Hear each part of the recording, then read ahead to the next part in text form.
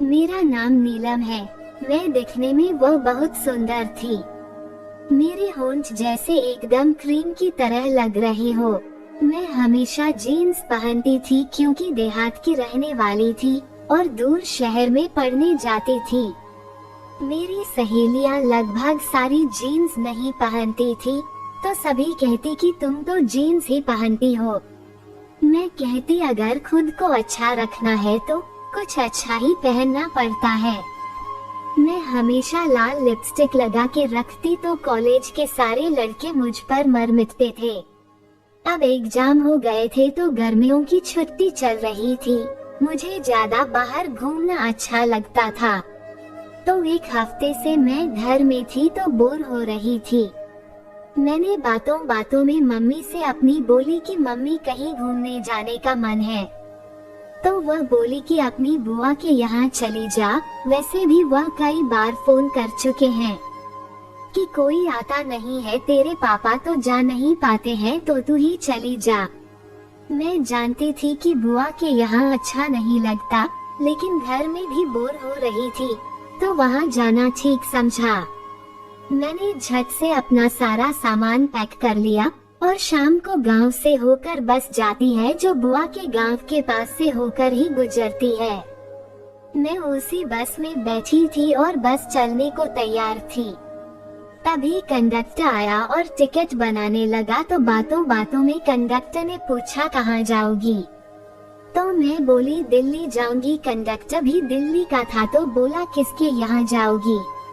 मैंने उसको अपनी फूफा का नाम बताया तो वह बड़े प्यार से मेरा टिकट बनाते हुए सही से अपनी सीट पर ही बिठा लिया। अब तो कंडक्टर जान पहचान का था, तो कंडक्टर ने आगे ढाबे पर गाड़ी रुकवा कर 2 चिप्स के पैकेट ले आया। मेरा तो मन नहीं हो रहा था, लेकिन उसने बड़ी जिद की तो एक पैकेट लेकर खाने लगी।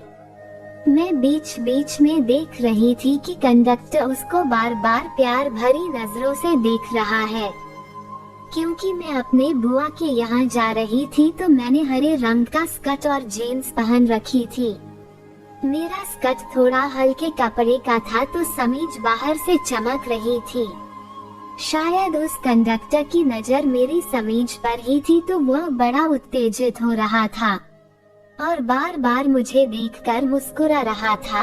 लगभग दिल्ली आते आते आधे यात्री उतर चुके थे।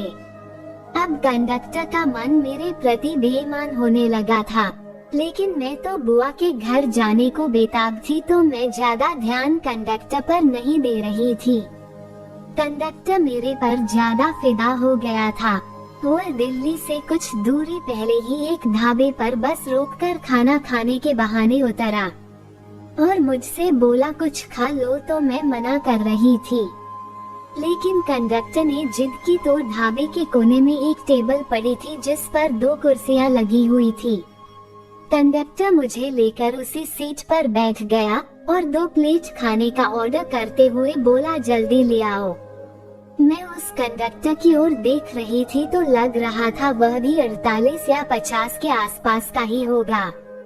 कंडक्टर भी थोड़ा डील डोल में अच्छा था तो मैं भी अब उसकी तरफ कभी कभार निहार लेती थी।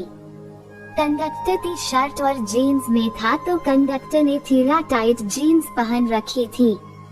अब कंडक्टर और मैं दोनों मुस्कुरा मुस्कुरा कर खाना खा रहे थे। कंडक्टर समझ गया था कि यह लड़की अब पड़ जाएगी, तो खाना खाने के बाद ढाबे के पीछे एक छोटा सा लकड़ी का छप्पर पर पड़ा था जहाँ पर दोनों जाकर बैठ गए। मैं ये सोचकर आश्चर्यचकित हो रही थी कि यह कंडक्टर उतावला है कि एक लड़की के चक्कर में कितनी सवारियों को लेट कर रहा है। लेकिन अब तो मैं भी उस पर फिदा हो गई थी तो दोनों बातें में ही लगे हुए थे। मैं जानती थी कि बुआ के घर रात तक पहुंची जाएगी। अभी टाइम था इसीलिए वह निश्चिंत होकर उससे बातें कर रही थी। उस छप्पर के आसपास कोई नजर नहीं आ रहा था तो दोनों बेझिझक बातें कर रहे थे और कंडक्टर अपना एक हाथ मेरे कंधे पर रखकर ऐसे मुस्कुरा रहा था जैसे वह कोई हीरोइन को पा गया हो। मैं भी उस कंडक्टर की किसी बात का विरोध नहीं कर रही थी, तो दोस्तों ये थी हमारी आज की कहानी। आपका क्या कहना है इस कहानी के बारे में? कमेंट करके हमें ज़रूर बताएं। वीडियो को लाइक कर दीजिए और चैनल को सब्सक्राइब करके घंटी को दबाकर ऑल पर सेट कर लीजिए ताकि आने वाले वीडियो आपको तुरंत मिले। मुझे दीजिए अगली वीडियो तक इजाज़त। तब तक के लिए धन्यवाद।